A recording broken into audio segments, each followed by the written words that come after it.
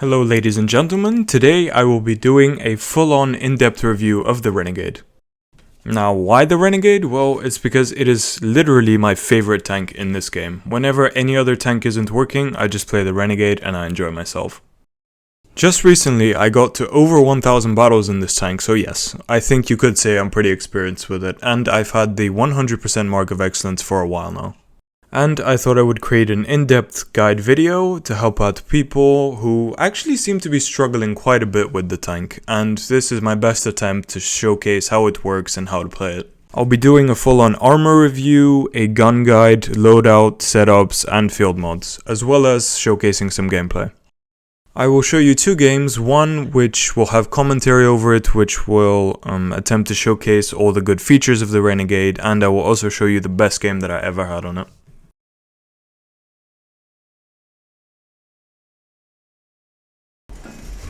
The gun itself has pretty nice 360 alpha, 226mm of penetration on its AP shells and 255 on its premium APCR rounds.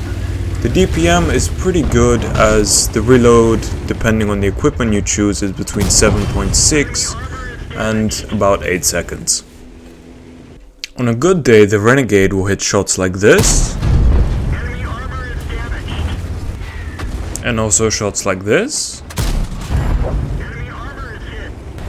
The gun can sometimes derp shells like this, but the overall reliability of it is actually very, very good. In general, you don't need to fully aim to hit most of your shells. Alright, so for the Renegade's armor. The turret in itself has quite a bit of armor. As you can see, it goes up to 300, 400mm in some places, but obviously you have this massive mushroom on top, which is pretty easy to penetrate. It's 170 to 190mm thick, so basically anything tier 8 and above will be able to pen you very easily, and tier 6s and 7s might have some trouble penning it, but if they load gold, ultimately, well, they're going through. There is a way that you can protect the mushroom, or well, the cupola on the top of the Renegade's turret. What you have to do is raise the gun and wiggle the turret. Now this increases the chances of an enemy shell, especially if it's a heat shell, getting absorbed by the gun and not hitting your cupola at all. And even if it is an AP or APCR shell, hitting your gun will, I believe, decrease the penetration and potentially even bounce off the actual cupola itself. And also, while wiggling left and right, you do create some weird, funky angles where people can actually bounce off your cupola if you are lucky.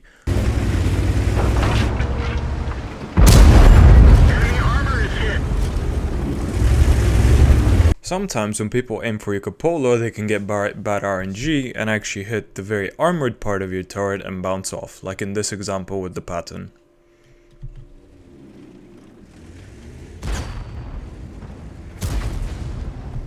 Now, as you can see, here he was aiming clearly for my cupola, but ended up hitting my turret and bounced off. You have to pick where you peek very carefully with the Renegade, as if you peek from one side, they will see the entirety of your cupola, and if you manage to hide successfully when peeking from the other side, the enemy will have almost nothing to shoot at. When playing the Renegade, the flicking up of the gun has to become an almost automatic reflex after every single shell you fire. This way, you try to prevent the enemies from hitting you back in your cupola and taking any damage.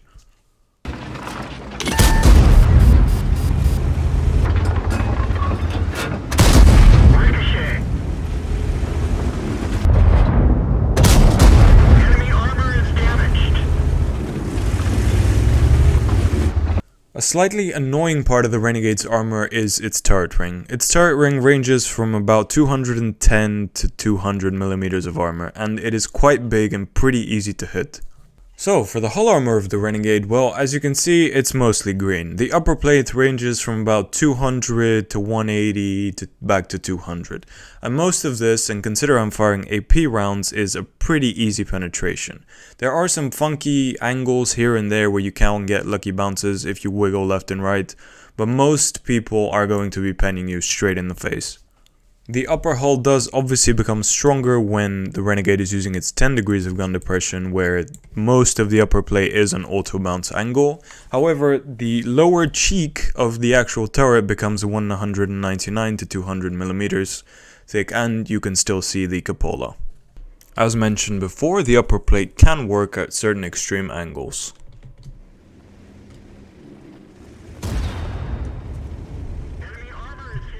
As you can see, the Skoda shot us right here and it bounced off.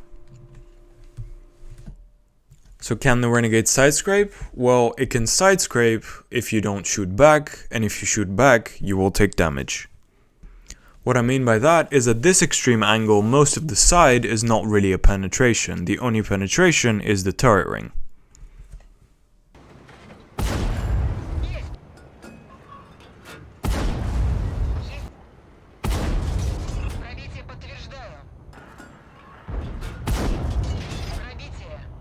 In order to sidescrape effectively, you have to remain at an extreme angle and also turn your turret so that the spotting point, which is here in your gun, is slightly over peeking behind the corner. That way you can spot the enemy and they can't really penetrate you except for your turret ring. This also hides your cupola behind the corners. When sidescraping in the Renegade, your aim should be to bait the enemy shell and then repair your track, reverse out and try and shoot back. However, do not over-angle your turret like this guy because you will get shot in the side. If you do try and sidescrape and shoot at the same time, you will create multiple weak spots for the enemy. One being this part of your upper plate, another is them actually being able to fully track you, and also all of your lower plate becomes exposed. For example, as you can see here, I'm trying to angle my hull against the Emil 2, but he still manages to shoot and track and pen me at the same time, because as you can see here, the angle that I have for him is very easy for him to pen, as this here is an easy penetration. So in conclusion, for the Renegade's armor, I would suggest peeking very carefully, wiggling your turret, flicking your gun up to hide the cupola, and don't really rely on your hull armor. And most importantly, while sidescraping, you have to wait for the enemy to fire until you try to fire back. Otherwise, you will get exposed and you will get messed up. This is a mistake I've made myself a number of times. This is why I'm hammering it in so hard. For the first field mod, you need to take the left one, as the right one is actually secretly a nerf. For the aiming one, you always take left, or whichever side the smaller aim circle is on, and for the third, I don't think you need to take anything, as neither of the pluses are beneficial.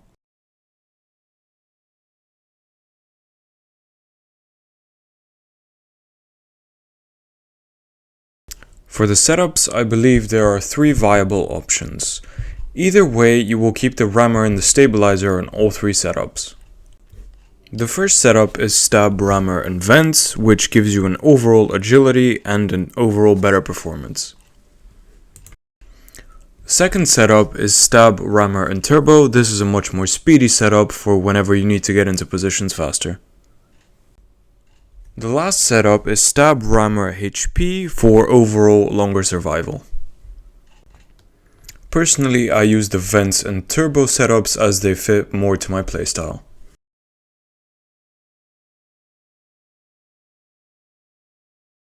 For the 2 loadouts, I would recommend one half and half, so 20 AP, 20 APCR and 2 HEs, and one full gold for those tier 10 lobbies. I will now show you a replay which showcases a lot of the Renegade's strong points.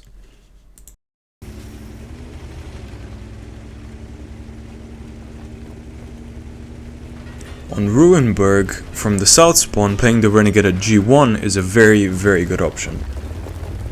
Nice driving, Bigfoot. The G1 position has a perfect hull down for you to hide your lower plate, and the building is on the right side, so it covers your cupola really well.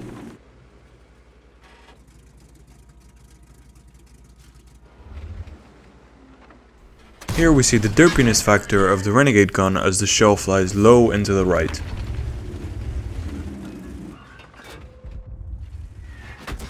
Unfortunately, Artie hits us, and for some reason I decided to use my medkit even though I'm not shooting at anyone.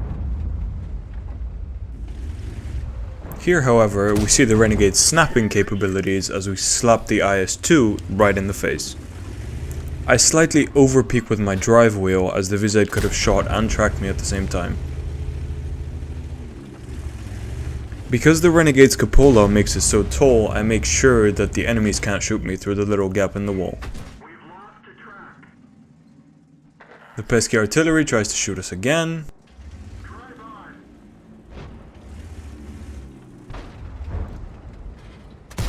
Notice how I'm barely peeking and peeking very carefully as to not expose my cupola to the enemies. Driving back and forth can also bait the enemies into derping their shell or just missing your cupola. Here I'm showcasing more or less how to sidescrape with the Renegade. We hit more or less an extreme angle on the Renegade's cupola there as my gun slightly whiffed the shell, therefore we end up bouncing. Another pen through the IS's weak frontal turret. Renegade gun derpiness showcasing itself there once again.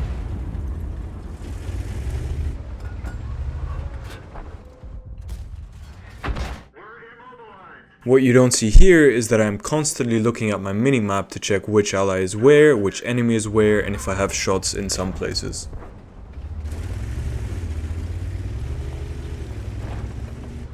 Obviously, knowing your enemy's weak spots and armor thicknesses is a vital part of heavy tank gameplay.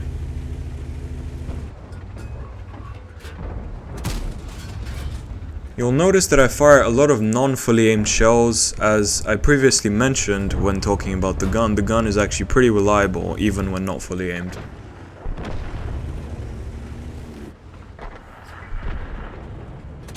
Sometimes obviously the shells will just not fly true. Again here, constantly checking my minimaps for where my allies are, for where the enemy is, and for now this is the most relevant position for my tank. Now you'll see two paid actors in the form of the enemy Renegade and T-29 who basically just let me farm them for free. They're both peeking sideways without wiggling and just giving me free shots. Notice that I don't expose myself for too long, and every time after I fire I drive closer to the building in order to hide myself. And also, since the T-29 just fired and my reload I know is better, I can re-peek and reshoot him again. I noticed the T-34-3 over pushing, and since he is an important target I decide to slightly over peek in order to get a shot into him. I get in a second shell for free. And since he is a one-shot, I want to try and eliminate him, as I noticed that our team is slightly losing, but unfortunately the shell does not fly true. Here, because I know the T-34-3 is already starting to aim in my direction, I decide to side scrape instead of side peek. Now we get two shells basically for free without receiving any damage in return and managing to actually deflect the T-34-3 shell. I'm now alone in the city, which means that I have to start eliminating all the one-shots one by one.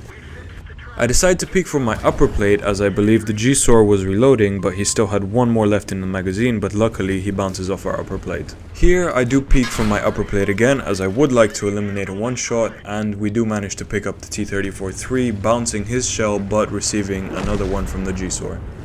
The G-SOR gets picked up by our Super Hellcat, and I start trying to turn around to face the Renegade, and for some reason he managed to bounce off a very weird angle from the rear of my tank. We hit his cupola and hide. Because I low rolled my first shell on him, I am not sure to kill him with my next one, so I'm trying to bait his shell and then shoot him and then potentially ram him.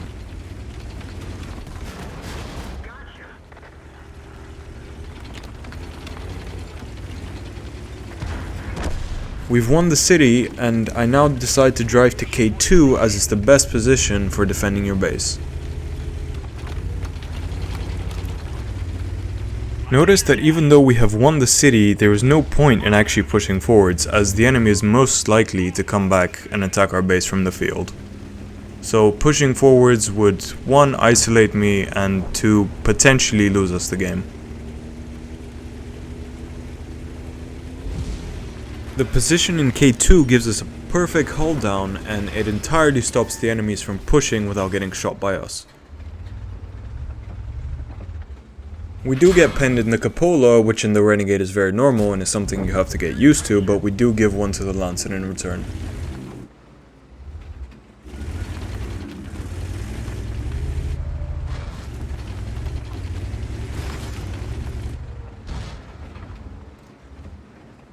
We do manage to pick up the T-25-2 with a slight high roll, which leaves us in a 2 versus 4 situation with the charioteer.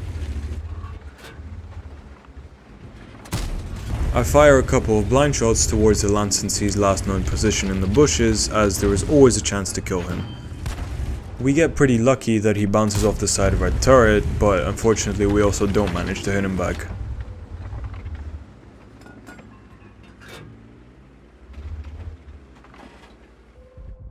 Also notice that after even the blind shots, I still move back and forth in order to try and avoid getting sniped in the cupola. Here I'll speed up the game as it's just a bunch of blind shots which don't end up hitting and the gameplay is a bit stale.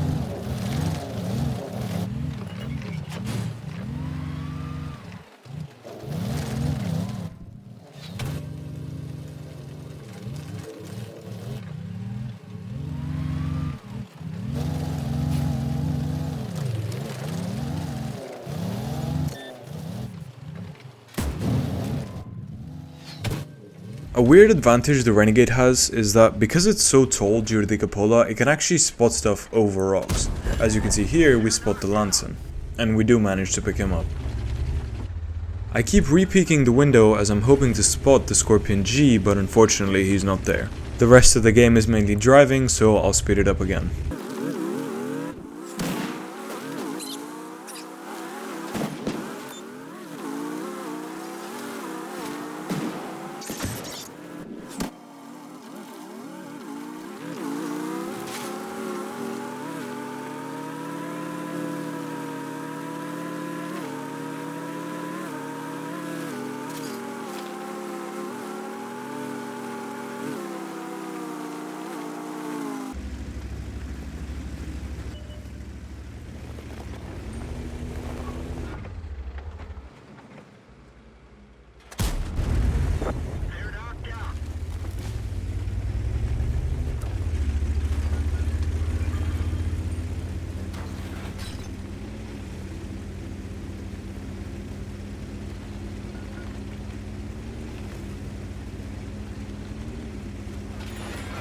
I've loaded HE in hopes of one-shotting the Scorpion, but unfortunately my shell low rolls.